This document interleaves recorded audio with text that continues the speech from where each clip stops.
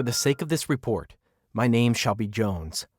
I am 42 years old, and since I was a teenager, I always had problems with accepting the established rules when it comes to a society. I wasn't a rebel without a cause by any means. I simply didn't believe in living a life of submission. And for what?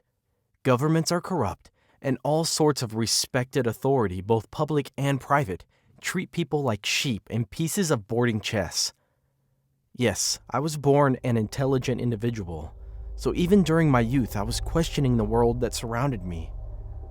When it came for me to finally start earning my own money, I already had a few ideas. At first I was buying and selling all sorts of items, both used and new, books, music records, video games. I had my own small place, and I would also meet people at their homes for the transactions. It wasn't bad. The money wasn't too much, but it was still coming, and I was making some kind of profit. For starters, it was enough for me to feel excited about the prospect of relying on my independence and creativity. However, I was thirsty. I needed more money. And as my ideas supported free will and the right of the individual to decide for himself, I started selling. Obviously, the money was even better, but it came with a problem. I realized I was being seduced by those, and I didn't want to become an addict myself. My own decision, precisely. So I left that life. I was now searching for another, liberal business. I met a guy who had fascinating ideas about anarchy as a political system. Let's call him Henry. Can you imagine the society breathing without government, without police, without any kind of oppressive institution? Churches, big companies, Henry would say. But then, it would be chaos, right? I argued. At first, yes. But it's like everything in life, the universe itself. After chaos comes balance, and with balance comes fairness. In due time, all social groups would simply make peace among themselves. And freedom!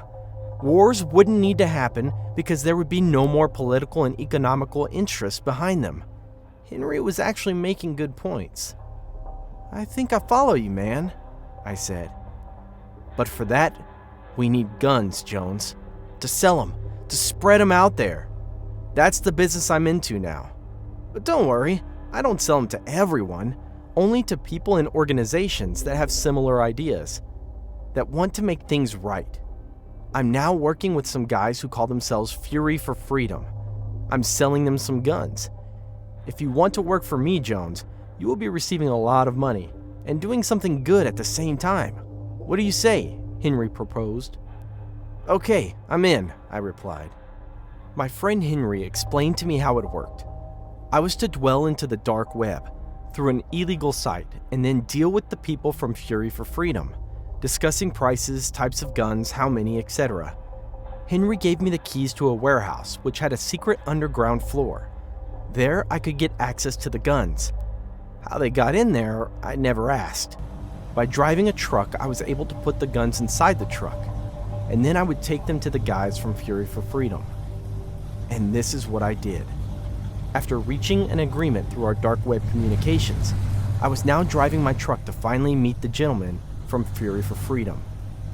Once I arrived to the address they gave me, I was in for a surprise. It was a huge, luxurious mansion. They opened the gates and let me in.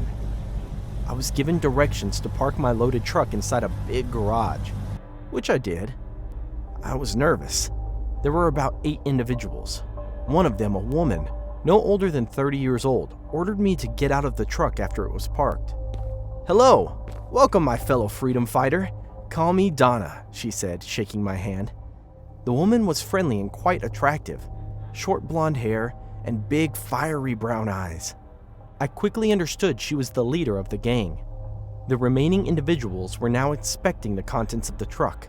I had brought about 100 guns, from simple 9mm to machine guns. After confirming that everything was fine, I was paid. Here, some extra for you, Donna said, as she gave me an additional $500. Call it a tip.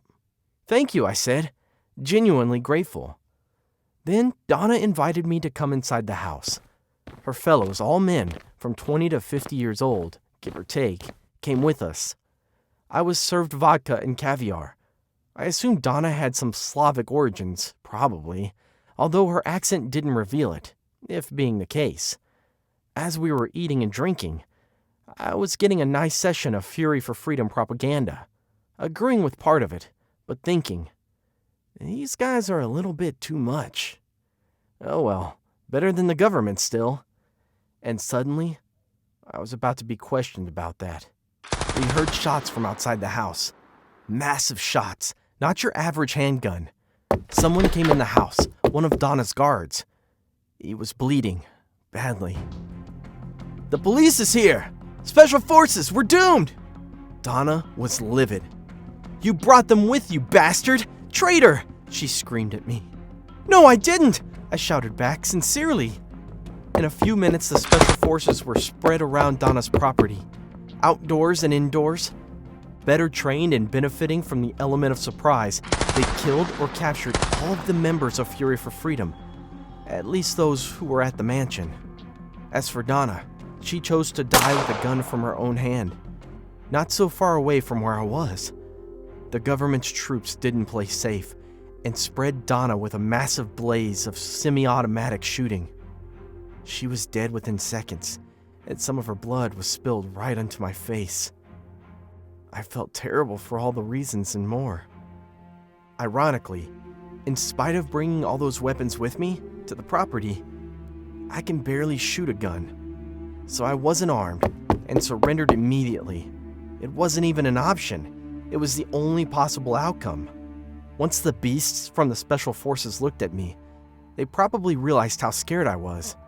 Shaking with my hands up. For sure, I don't have that kind of look in my eyes, the one of a soldier or a fighter. Later on, I learned what happened. My friend Henry was caught by the police doing illegal business months ago.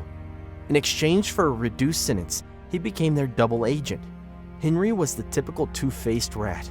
I obviously fell for it and became his puppet. Without knowing, of course. I went to trial, was found guilty, and now I'm serving 20 years in prison. And I hate the government more than ever.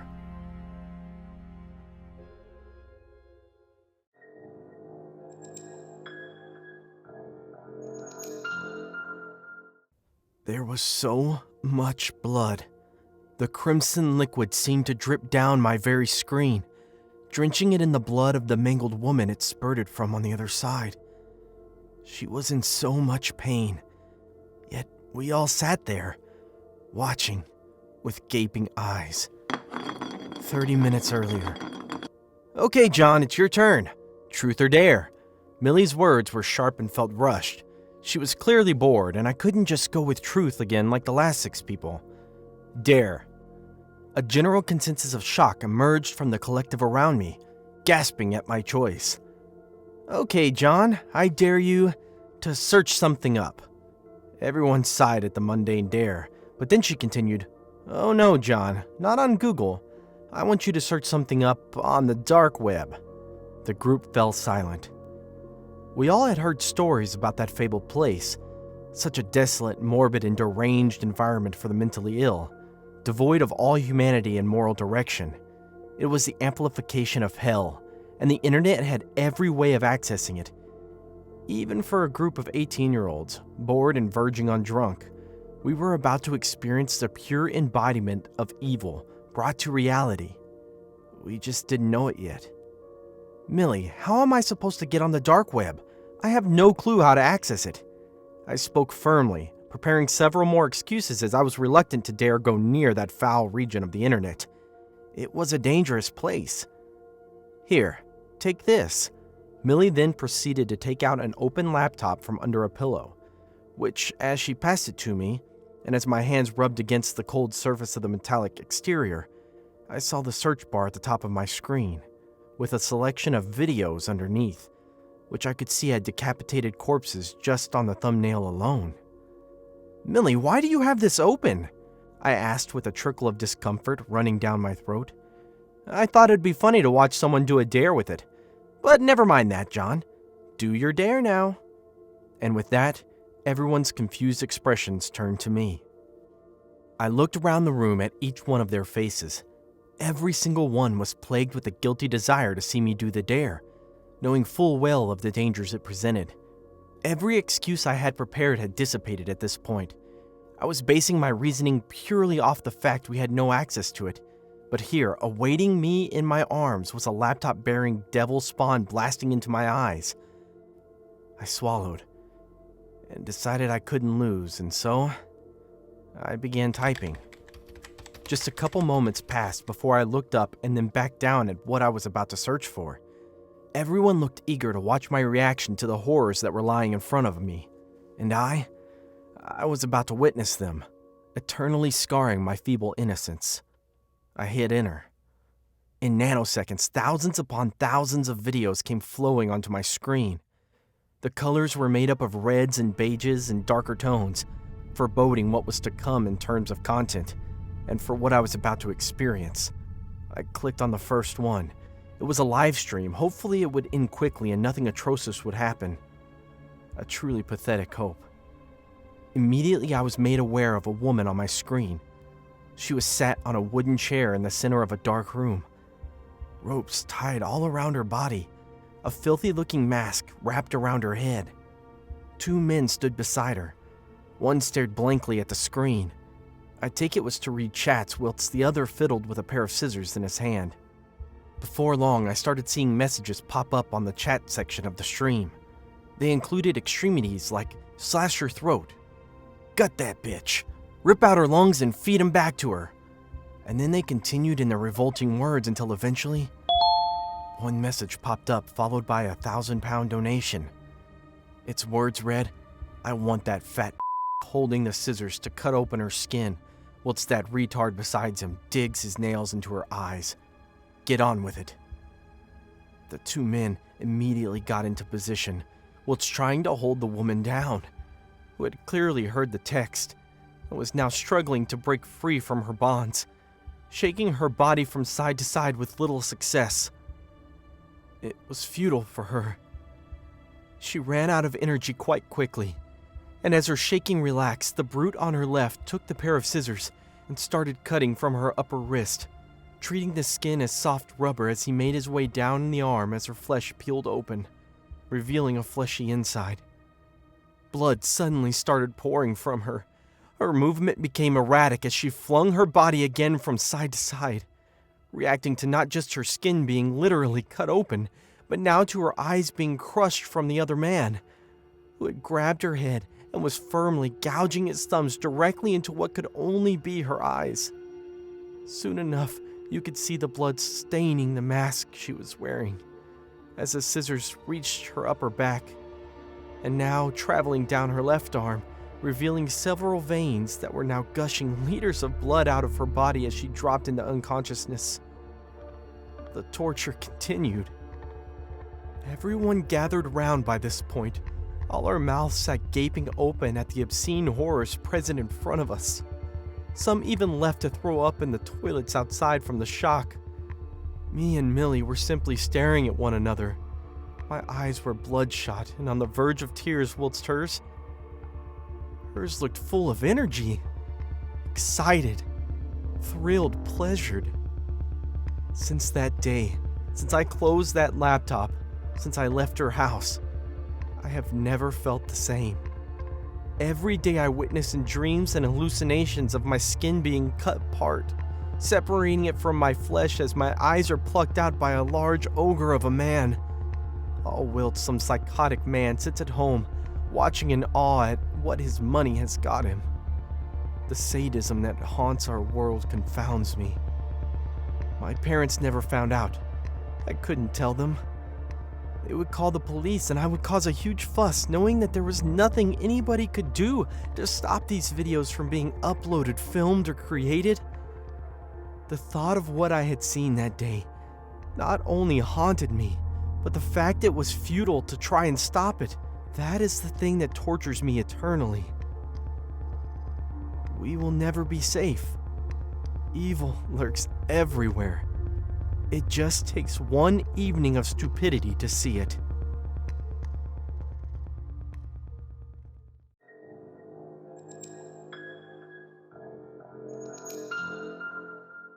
Morning, Richard. What would you like for breakfast, hon? The radiant beam of my mom shone out throughout the kitchen. She truly was a brilliant, gentle, and kind being. I miss her so much. She could have been here, too, if it wasn't for my mistake. I'm okay, Mom. Just gonna head off to school now. I blurted with a dull, plain-sounding tone, enough for her to hear, but avoiding any reply of excitement or embarrassment as I left her house, hearing her still shout out, "Bye, hun, love you!" The words dimly made it to my ears as I turned the corner, heading off to a nearby coffee shop just a mile or so away. Once I arrived, I felt the sweet aroma of coffee and cake warming my nostrils as I went in and took a seat on one of the sofas wedged in the corner of the room. Finally, I was alone. I smiled at the cashier and opened my school bag to pull out my laptop from within, alongside a mammoth pair of headphones that engulfed my head as I strapped them on, ready to start the day's work. And now, to open it all up. I flipped on the power button attached to my laptop and entered a 20-digit code. Then, entered a second set of passwords unlocking the virtual networks that created a haven for me to roam the darkest corners of the internet, even to witness some of the most diabolical, disturbing videos. The images and pop-ups displaying things like organs and animals for sale. This was my delve into a world not often seen by the light of day. Even with the police at constant war with it, the dark web stood tall. Fear often crept into me when I first became a user of this forbidden place. Very often I would scream and shut the laptop off after seeing scarring visuals that morph the once innocent mind that Locke's blank slate can never escape. But as I endured the havoc and mayhem that swirled all over the internet at its general use level, I found it to be mundane. Each time trying to watch some random man playing a game that I could play better, it was utter misery. I wanted an escape. So I did what any normal person should do, and broke free. For a few months I practiced hacking, coding, skipping school, even setting up my own online store, hidden to the naked eye of those around me. It turns out that there is a lucrative market in a certain trade that deconstructs the mind to a primitive level of sadistic entertainment. After breaking into my own school's network system, purely to raise my attendance score to avoid tipping off my parents, I shortly discovered that many systems seen today were often protected by a weak password, which a basic algorithm can solve in nanoseconds. This gave me access to my product.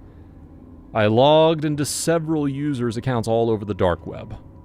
One of the main financially beneficial industries were torture videos, often slowly dismembering a person, usually all the way down to the bone. Then, if they survived, pouring salt over the bare flesh and setting loose several goats, which licked the person's maimed body into pure skeleton, leaving all but the eyes and brain still connected to the spine, which were then sold off via a bid. It was an easy task stealing these videos, and without putting myself in harm's way whatsoever. Or so I thought at the time. I was making thousands in just a day. The money then went to a bank account under my Brazilian uncle's name, and it was another quick transfer job to deposit the money back into my account. It was fantastic. But that day, as I sat down in my coffee shop, the moment I opened the laptop and entered a series of passwords, a new message popped up. Hi there, Richard. Just wanted to let you know that I've had enough of you taking my videos. I have your address, 15206 Pittsburgh, PA, and will shortly be sending several guys armed with machetes, rope, and a drill to tie your mother to a chair. Then drill holes in each limb of hers, filling each hole with a chunk of flesh from your father, who will be hacked to death the moment he opens the door. Then finishing the job with a beheading, which I promise you, Richard, will be undertaking using a set of hedge clippers. Have a great rest of your day, Richard, and if you ever steal from me again, I will personally come and find you and skin you to make a new lampshade. Never fuck with me again, Richard. This is merely a warning. The world felt limp, devoid of all laws of human nature. My parents. They had nothing to do with this. Please, God, save them. It was at that point my mom called. The ringing sounded angelic. She wasn't mincemeat yet? God had intervened. Thank you. Wrong. Hello, Richard. I'm sorry, but your dad and I just found out from these lovely gentlemen outside what you've been up to. They're sat down at the dinner table now. I think you best be hurrying home. They look furious. The line cut out before I could even move my mouth. My mom was about to be sliced and diced. My father to be turned into a pile of lifeless flesh and guts. I was so scared. I dialed 911 shortly after, and after notifying them of the message and the danger my parents were in, confessed to it all. The police arrived moments later, both here at the coffee shop and miles away at my home. Later that evening, I was able to return to my parents. Neither were alive. My mom, reduced to a chunk of meat, sprayed with holes. My dad, well, he was scattered across the floor, the carpet drenched in his blood. I wasn't supposed to see it. The police tried holding me back, but my parents, I needed them. But there was nobody there for me, and my ravenous greed for wealth had caused it all. They, of course, never located the man with the message. The creature sat behind a screen somewhere. A troll, a gremlin, a nothing, a nobody, a waste of life. That man deserved only God's other half. But even the wrath of the divine does not even begin to describe what awaits him in hell. Me. I was sent to juvie for a while after the incident. It devolved quickly after I started taking my vengeance out on the others. My first cellmate, Patrick, I turned him into a doormat as he slept, skinning him with nothing but my teeth, as I took pleasure in watching him shriek in agony. I kept it up like that for years until they sent me to prison. There, I began torturing the other criminals, manipulating many into doing my bidding, offering them sanctity from my urge for pain. It made their reaction to me slitting their chests open ever so much more pleasing. Eventually, they caught on to the fact I would never stop.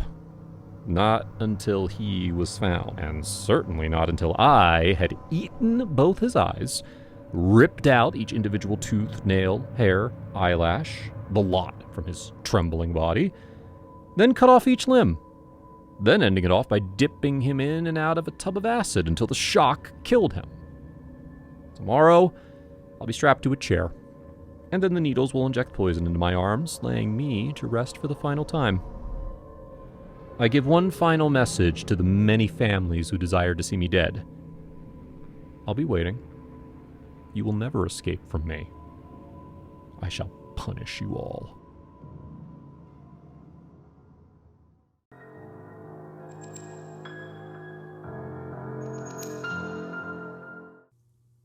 Nowhere is a place on the internet where you can find entertainment like everywhere else, I was told.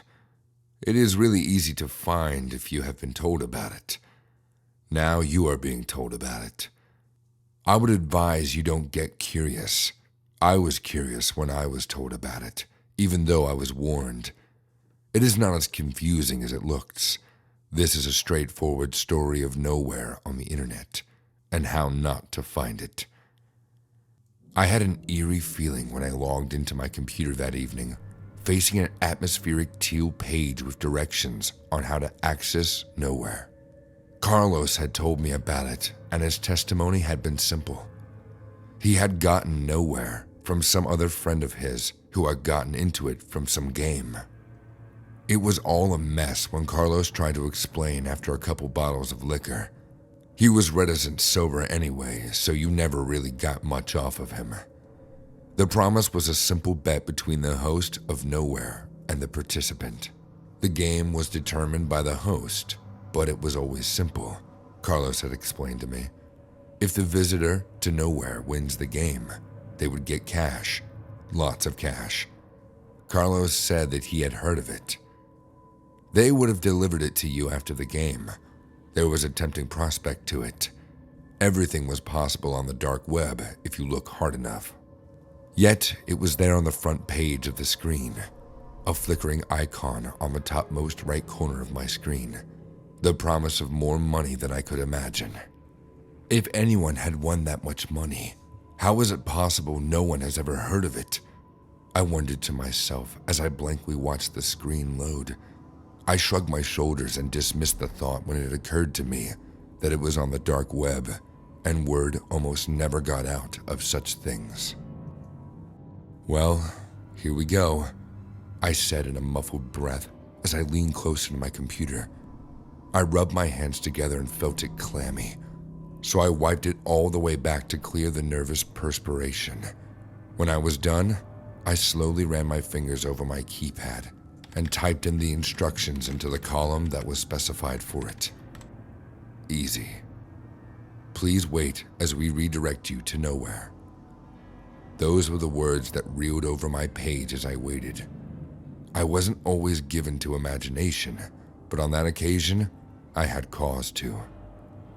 If I had ever gotten a whole box of cash with that much value at no extra cost to me, what would I do with it? I paused and thought. The question lingered in my head as I toyed with my keypad. It was a mess. Stupid, I scoffed as I read through the directions and my screen suddenly went blank. Then, it came on in a flood of lights. Hello? A tiny voice echoed from the other end of the speaker. Hey there, I whimpered, uncertain as to my own expectations even as I awaited the game. I assessed the canvas on my screen, the silhouette of a smallish figure, albeit human. The background itself was gray, a crude shade that appeared grainy on my screen. I clutched my fingers together and cleared my throat. How did you find nowhere? The voice came again, this time with the freakish outline of what I assume was the face. I blanched at the first horrible features. Then I smiled, assuming it to be some terrible prank on me. The man's face was tan, so much that he appeared brown, that he did white, which I could see from the undersides of his wrinkled cheeks. He had a horrible droop on both sides of his face, heavy and forlorn. Even the skin of his forehead drooped, hanging over each of his eyes like saggy sachets. On each of his brows to hold up the sagging skin was a thicket forest of brows. He smiled.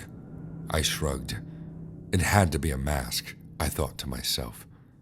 There was nothing in this world so hollow as the man's eyes, as I felt my stomach tighten of their own natural accord, as I pressed my attention firmly to the screen before me. He was horribly ugly, but it was not his ugliness which made him so unsettling as much as his demeanor. I detached from the aura which poured in surplus from the screen and found myself struggle to push breath down my chest. I tried to clear my head, conjuring an answer for him. A friend mentioned. The last player? He quizzed. The last player, I retorted, scowling as I tried to recall if Carlos had told me he had played himself. I had not heard from him in days. There can only be one player per recommendation, you see, the host revealed. I nodded. He smiled wearily. It was nothing like the first time when he did smile. There was a shallowness that betrayed his position. Still, I was glued to the screen. You wish to play a game at Nowhere, don't you? He said. Sure. Meet me at these coordinates in 3 hours, the host of Nowhere said, and immediately dropped off a location as my screen suddenly went blank. I sighed.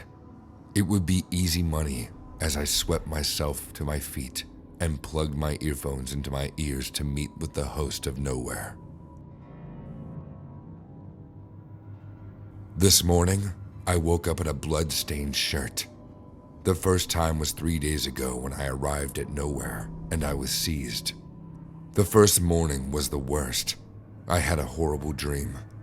Before my dream, I had had a horrible day. I had to kill a man to live. I have since killed 3. My stomach held in the air of its own accord, too feebly, and I retched instinctively. Nowhere had promised me a simple game, and they had lied.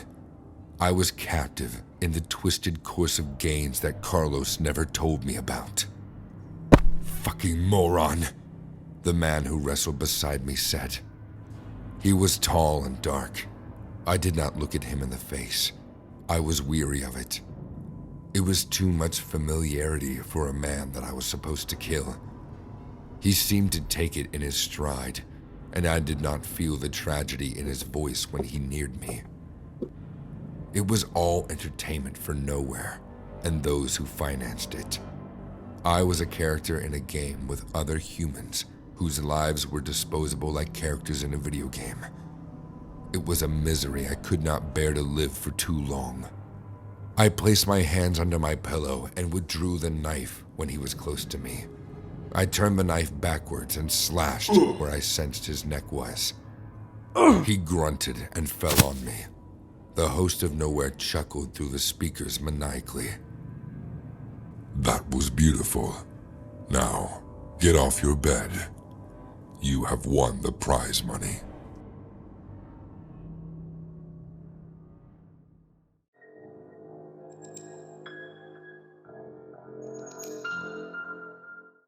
Halloween had arrived, and it brought with it the chance of a second attempt, a retry. I needed this. I needed it badly. Me and my ex, Stacy, had just broken up. I was devastated, and a phase of lying in bed crashed over me, drowning me in my own sorrows as my mind became enslaved by the thoughts of her and the lack of our relationship. 7 years. 7 years full of laughter and joy and the genuine miracle that is love blossoming all throughout the two of us. She completed me, and with her absence, a hole the size of Jupiter had seized my shattered heart. Breakups corrupt people. It grasped in its foul claws of depression, guilt, silence.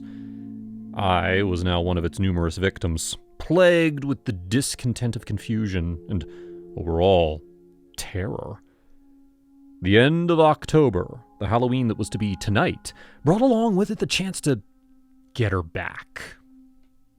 We were both invited to the same party, and it had only been a month or so since the breakup, so there must still be hope for me getting back with her. It was my friend Josh who was hosting the party, and when I told him of the breakup, he subtly smiled, and then put on his two-faced mask and told me that there were plenty more fish in the sea. This simple message spiraled me down a path of losing trust, friends, and the ability to put my faith in anyone but Stacy, the one true love of my life.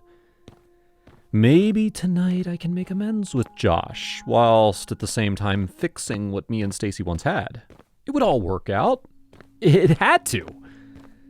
I arrived early. A mere 5 minutes stood between myself and reaching Josh's house. Each second that ticked round the clock drilled a violent noise deep into the back of my mind. What if she says no? What if she found someone else? What if she's not there at all?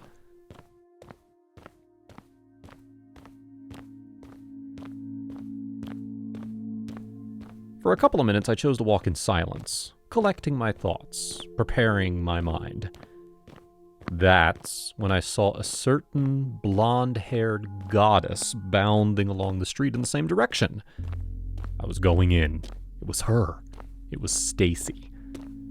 I hastily hid behind a pair of dumpsters, eagerly yet anxiously awaiting her departure from my proximity. I had been planning this. It needed to go perfectly. Once she'd left my vision, I carefully continued walking up the road until finally I had arrived at Josh's home. The house was engulfed in all things spooky. The grass was drenched in slime, the windows covered in cobwebs and drooled fake blood onto the plastic gravestones below. There were lights flashing aggressively from within, and mist floating out the slightly open door. I entered. "Richard? Oh my God, man, it's so good to see you. How you been, dude?" A shrill voice pierced my ear sockets, making me reel back subtly in anguish. until I saw it was Josh greeting me to his party. I've been alright, thanks, mate. See, you've certainly been doing well. I faked a chuckle, to which he retorted, I suppose I have. Right then, make yourself comfortable. Drinking game's been in about 1 minute now. Most of the guests are here. I hope you're ready. And with that, he took off, and the alcohol began. But before any drinking began, I saw Stacy. This was my chance, as I shakily trembled over to her. But about 5 meters from her, hidden by a crowd of people, Josh walked up to her, gave her a devilish stroke to the face, and then their lips collided. Shock, bewilderment, chaos. The foul emotions entrenched themselves deep within me. I strained my eyes to open wide as I watched their love vibrate all around them. I needed a drink. The shock had left me not just disheartened, but the agonizing pain since the first breakup, it quadrupled in intensity. It was too much. I then let myself drink bottle after bottle of spirits, drowning my dismay with the bubbles of poison, hoping they would subdue my pain. But then came a whole new stage of overwhelming emotions. Fury and anger.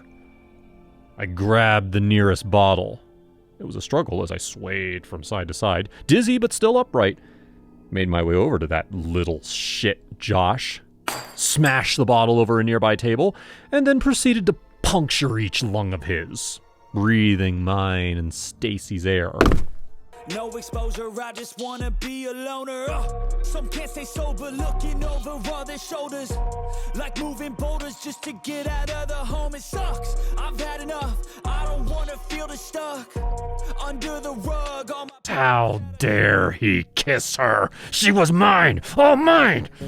Let the thoughts build up until I can't hear, that my mind fills up into a creature, and it haunts me somewhere much deeper.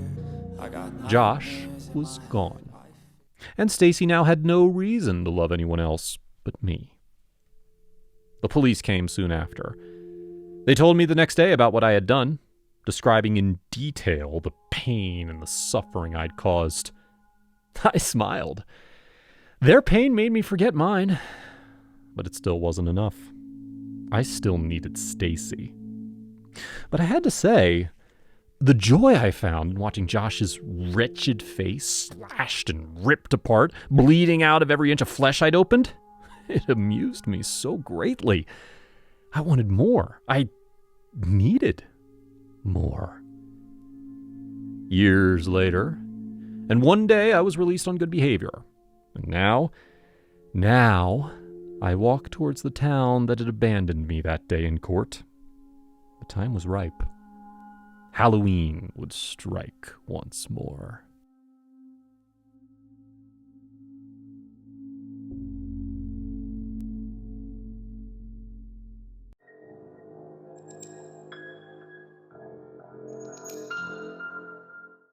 My name is Roz, and I'm 28 years old. Last October, I went to spend my vacations in Iceland. I always felt interested by the country and Northern Europe in general. Maybe because I was always fond of its ancient and early medieval history, not just the Viking Age, but overall, Norse mythology and mysticism.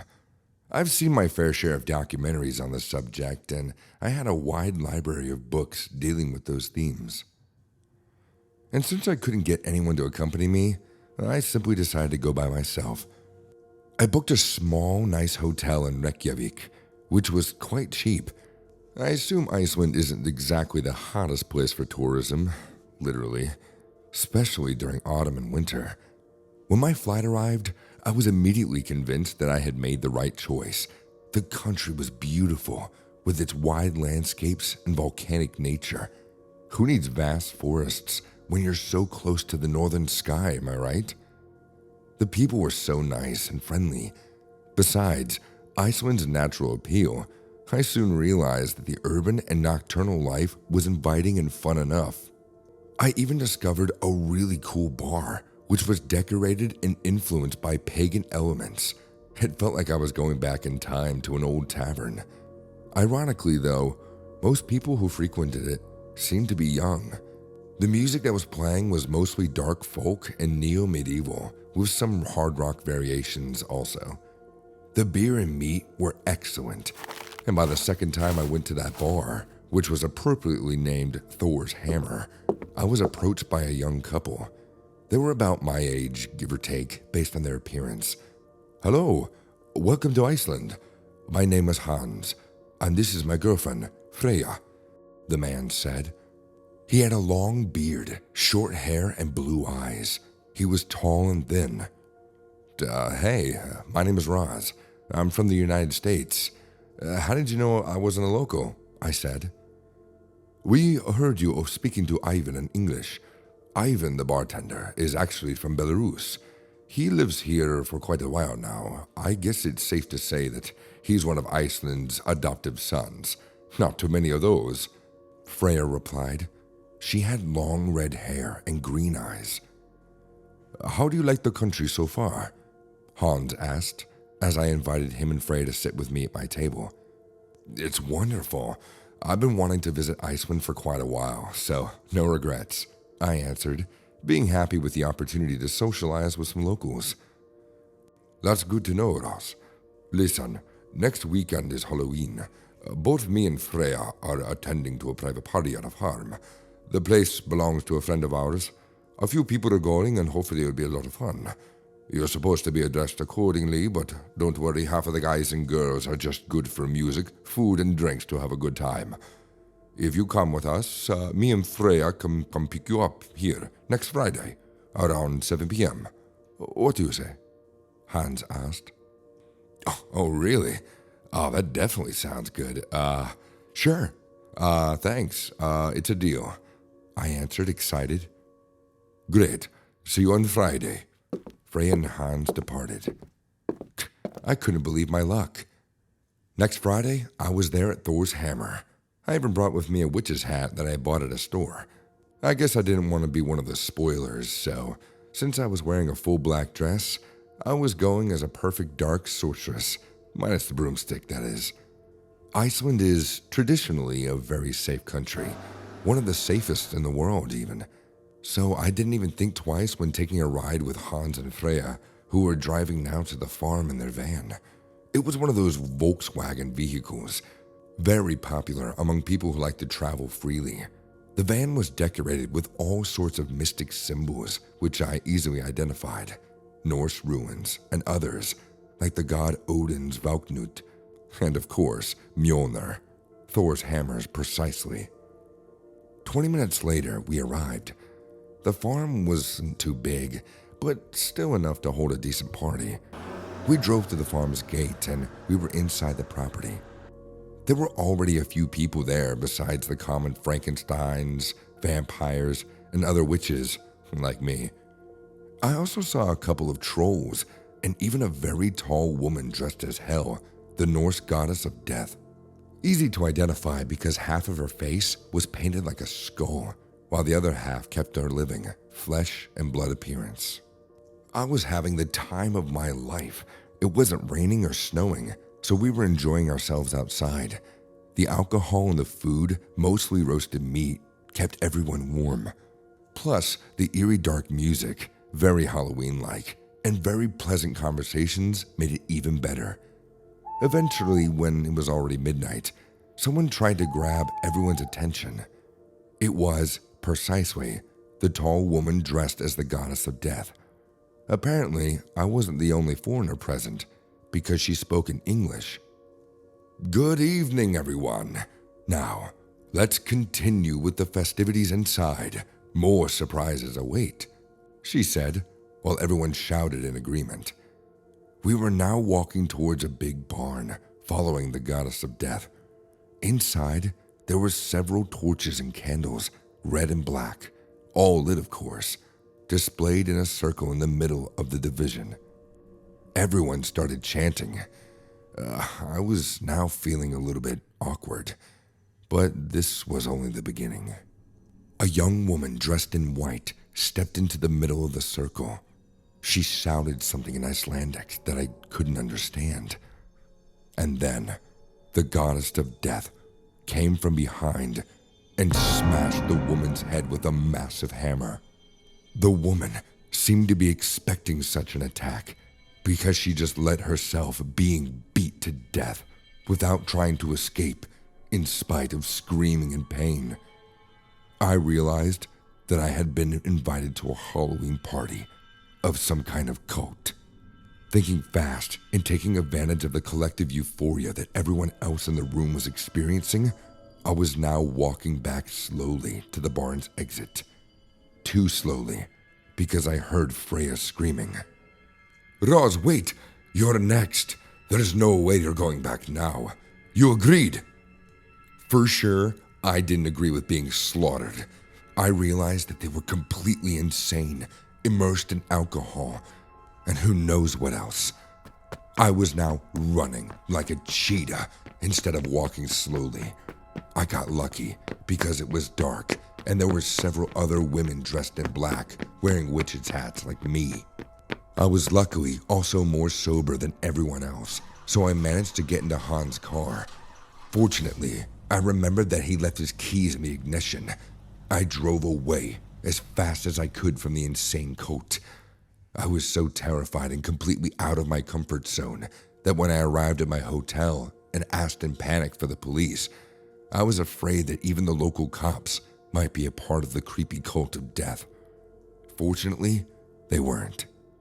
I have no idea what happened to Freya, Hans, and their brothers and sisters, specifically the woman dressed as the goddess of death. I read a couple of articles later on when I was already home, of course, but nothing too concrete. One thing I do know, I will never go to Iceland again, not even with my own personal bodyguards.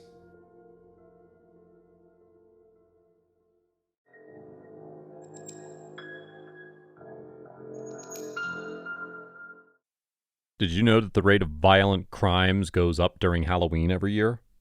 According to researchers and police, violent crimes increase by 40 to 50% in the evenings of October 31st.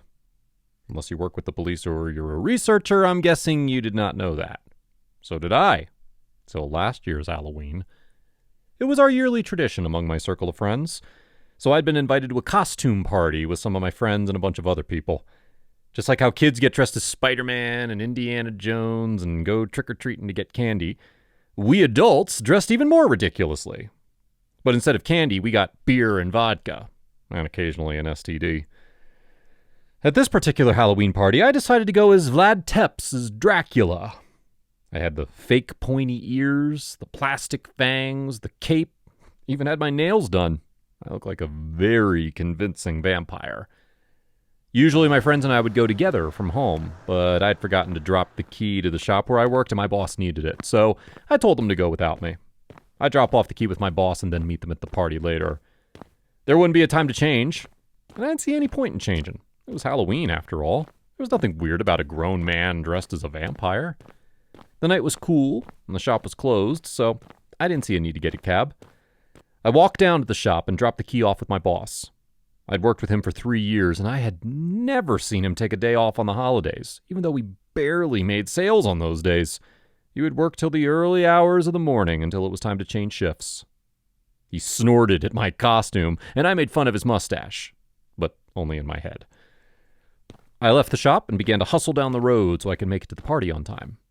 Cars passed, but no cabs were in sight, so I turned my walk into a jog and hurried down the street. As I jogged my way down to the address for the party, I used the park as a shortcut and saw a man and his girlfriend strolling in the breeze. The man was dressed as Freddy Krueger, and the lady was a vampire, like me.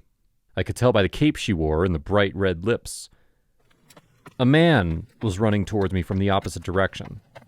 I thought he was also late for something, but he ran into the couple and pushed the man away.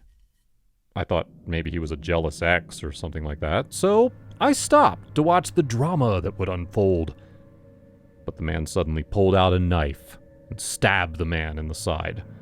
The man dropped to the ground, groaning as the girl screamed. The man flew at her next, stabbing her repeatedly all over her chest. I stood there, paralyzed by fear, and watched. The man stopped stabbing her and opened her mouth before taking out the fake fangs she had worn and keeping them in his pockets. He looked up and saw me and smiled with glee. He used the woman's cape to wipe the blood off his knife and started running toward me. "This must be my lucky day!" he shouted as he ran. "Shit," I said and turned to run. The fear that paralyzed me was now motivating me to hide. I took off running, with my cape billowing in the wind and his boots tapping on the concrete path of the ground. He was fast, much faster than me. Or maybe it was because I was already tired from jogging earlier. I could hear him getting closer, and I wondered why he was chasing me or why he had stabbed the girl. "I'm not a real vampire!" I shouted, with little difficulty through the fake fangs. Maybe he was demented and thought the costumes we wore were real. "I hope not," he replied, puffing hard, still hard on my heels. "Shit!" I said as I continued running. He wasn't demented. He was just a psychopath. I saw the end of the park ahead and saw cars moving and honking. I knew if I could just make it there, I would be safe. But my muscles were already screaming from fatigue, and the guy was still hard on my heels, judging from how loud his boots sounded. I took a turn that would help me cut across the little distance left, and he must have noticed it because he suddenly lunged at my feet, and I landed heavily on the concrete, bruising my jaw. We rolled, and I managed to throw him off. I saw something glitter, and his knife struck me on the cheek. "Get away from me!" I screamed as I backed away on my hands, hoping the people nearby would hear me and come to my rescue. He came rushing after me with his knife aimed at my heart. I kept him at bay with my legs and managed to kick him right on the knee, making him collapse. I swiped at the blood on my cheek and continued running towards the street. We had rolled onto the grass, so I did not hear him chase after me.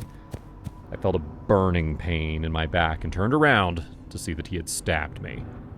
He pulled it out viciously and stabbed me again, this time a bit higher and more painful.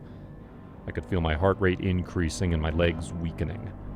I looked at his face, dazed, to see an amused smile on his freckled face. He was enjoying himself. I gathered all my strength into one hand, intending to punch him in the face, but the effort of making a fist seemed too much, and my hand unfolded at the last moment. Instead of the hard face I expected to feel from punching someone, I felt a spongy softness as the nails I fixed sank into his eyes. He screamed even louder than the girl he had killed and dropped his knife. Blood poured out of his red, meaty sockets like a cry of blood. I released myself from his grip and pushed him backward. He stumbled and fell, blind as a bat. I turned back and continued limping towards the street. "Help!" I cried weakly, praying someone would hear me before I bled out.